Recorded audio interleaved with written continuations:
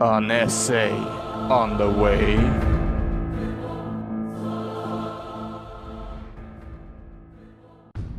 Welcome back to my channel. I'm the Historian, and this is the third part of the essay on Vlad III Basarab. I have a cold today, so I sound like something out of this world, okay? I apologize for that, but it's still a cold, okay? Here comes another thing that could be interesting, namely arms and armor.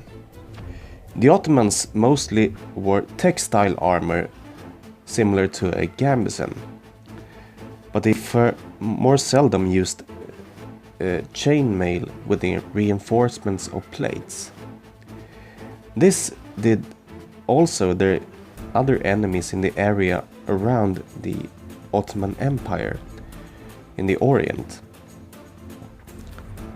This gave that the weapons they used were very suitable for that sort of armament. The most clear example of this type of weapon that the Ottomans used in great scale was the killage.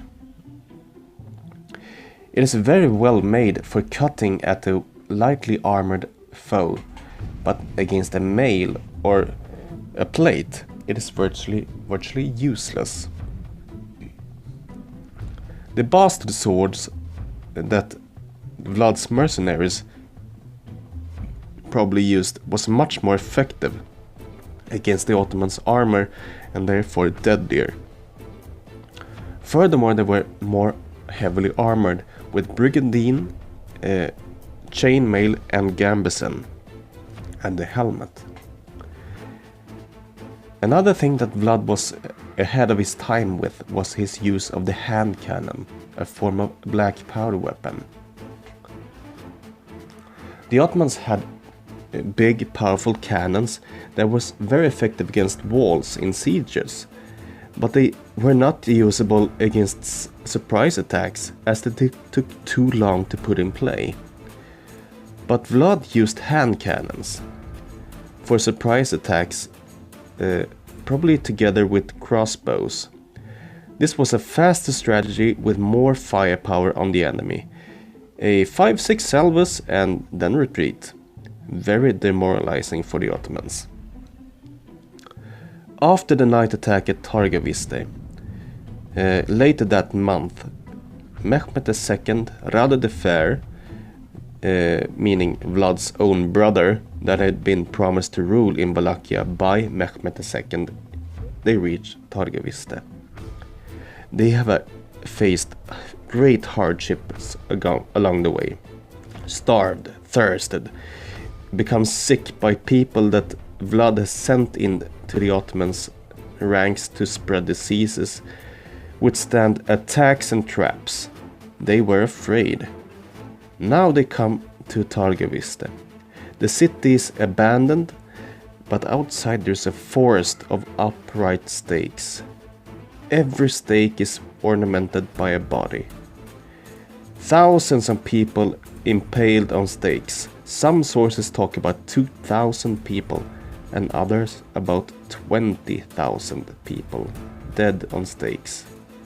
The Ottomans became terrified. Mehmed II decides to just simply turn around, seize the invasion of Wallachia. A bit more happens here. Rado the Fair stays behind with a force to try to continue the invasion. Rado loses 2 battles against Vlad. We jump forward in time. 1462. Vlad is 31 years old and now in full war with the Ottomans. His own brother, Rado the Fair, shall, according to the records, have laid siege to Poenari castle. Vlad's first wife, that we do not know her name of, is supposed to have jumped from the castle into the river Arges below, and therefore taking her own life. She and Vlad had a son, Minea, that later became voivode of Wallachia under the name Menea the Evil. He probably took after his father. But is it so obvious that she actually killed herself? At this time it was a death sin, a great sin to take your own life, would grant you eternity in hell. The amount of suicides in society should have, of this reason, been very low. Therefore, give lower credibility to the suicide theory in the beginning. Furthermore, she is supposed to have committed suicide because she did not want to end up in the Ottomans' clutches. But she was in the castle Poenari, which was a formidable fortress on a very high, steep mountain, meaning she was pretty safe. Or did she jump at all? Was it an accident? Did she accidentally fall out through a crenelle, meaning the spaces between the merlons in the battlements? This could have been could be very low to give a better field of fire. This is a picture of me at a crenelle and a merlon, meaning the battlements at Snäckporten in Visby Ringwall. If you look at how deep it is, it's just about by the floor and more than shoulder width apart, so it's very much possible to fall down. But how did the battlements look like at Poenari? We don't know what the Poenari walls looked like, because this is what they look like today. There's nothing left, so we don't know if it would have been possible for her to fall down or not. But could she have been pushed then? Physically? Absolutely, no doubt. But who would want to do that? Eventually, it could have been a political murder. How? Who? Why? The Ottomans could have bribed a person, a servant or a soldier, to assassinate Vlad. Vlad ate and drank nothing that no one else had tasted before to avoid being poisoned. So Vlad must have been a very difficult man to assassinate, because he expected to be assassinated. But his wife must have been easier.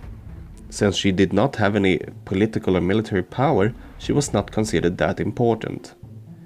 Or was she? How does a human react when a loved one dies? Well, with sorrow. This process is very individual and can totally incapacitate a human being from rational thinking. And this could have been the purpose of murdering Vlad's first wife. So the one who got bribed to murder Vlad could not do it. So the mission became to murder his wife, to crush him with grief instead.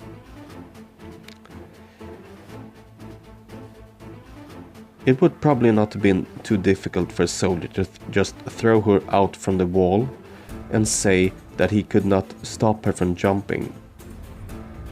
So which one is true? We don't know.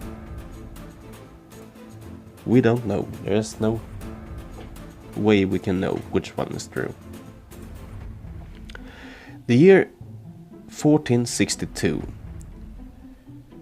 Vlad is captured by the Matthias Corvinus, the king of Hungary, that Wallachia had been loosely allied with earlier, and that Vlad had been in long negotiations with, and put in captivity first in Belgrade, nowadays Alba Iulia, and later in Visegrad. But the intelligence here is quite uncertain. He could even have been a few days at Bran Castle. This is probably the castle Dracula from Bram Stoker's Dracula. But as we understand it today, it has very little to do with Vlad III Basarab to do.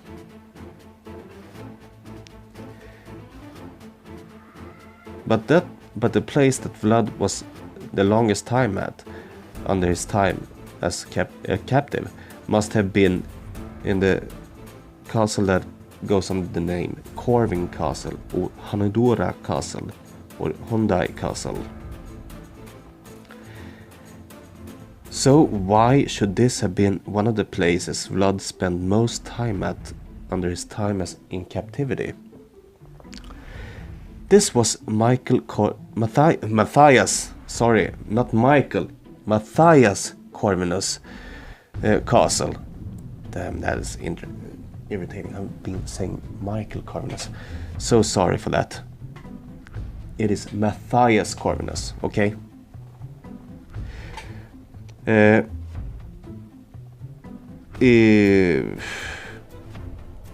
This was the easiest way for Matthias Corvinus to hold Vlad, since prisons as we think of them today did not exist at this time. Imprisonment was either a slow execution from cold and disease, or a slightly faster one forgotten in an oubliette. That actually means forgotten in French. But Vlad was in captivity, imprisoned, for 14 years. The causes that Matthias Corvinus gives was that Vlad should have had secret negotiations with the Ottomans and presented letters that we in the afterworld have considers is complete forgeries. His captivity should have been fairly comfortable as a nobleman, although without his power. He should even have been able to continue to be cruel under this time. He's supposed to have been impaling mice and rats and different other animals on small stakes. There are also stories about him having mistresses under his time as a captive. One story says that one of his mistresses became pregnant, but Vlad doesn't really believe her, so he cuts up her belly and to have a look himself. When Vlad becomes a captive, Radu the Fair seizes power in Wallacia and becomes immediately a nice lapdog to Mehmed II. Could this have had anything to do with it? Could Matthias Corvinus have been influenced by Mehmed II to take Vlad captive? In my point of view, it's not impossible. What would Mehmed have gained on it? Pretty much. Vlad conducted a fairly successful war against the Ottomans. They were not used to losing, so that must have stung quite a bit. When they couldn't beat him at war, so murder. He was difficult there too, so let one of Vlad's former potential allies to capture him instead. That would leave the throne and the title Voivode open. For Vlad the Fair, for Radu the Fair, a well-trained lapdog for Mehmed II. So, fully possible from Mehmed's side, but was it from Matthias Corvinus' side? Maybe if Mehmed threatened with war. It has not survived any documents that confirms this. Not even if Mehmed II had given Hungary trading privileges or something else. But just because the documents does not exist today, it doesn't mean it didn't happen. It just means we don't know. Vlad doesn't become a free man until he agrees to convert to Catholicism and marry one of Hungary's royal family. namely Justina Zilagi. The history doesn't say so much what she thought about being married to Vlad, but she is supposed to have given him two sons. The first son was named Vlad, and the second son, his name is forgotten in history. Shortly after Vlad's third reign in command as voivode of Wallachia, he is killed in a small battle with Ottoman soldiers. It is not really known if it was murder or regular combat. Vlad III Basarab's last resting place, his tomb, is even that shrouded in mystics and shadows, just as much of his own life. The tomb that is marked as his in the monastery at Snagov is empty. And now, boys and girls, that was it on this essay. And I gotta say, I got an E on this because I fucked up the question from the beginning. Okay, they didn't want this, they wanted more of a different question answered. So let me ask what you think of it. Please give me a thumbs up and subscribe, and maybe a comment on what you think of this in the comments below. So, bye bye! Thanks so much for watching. Like and subscribe.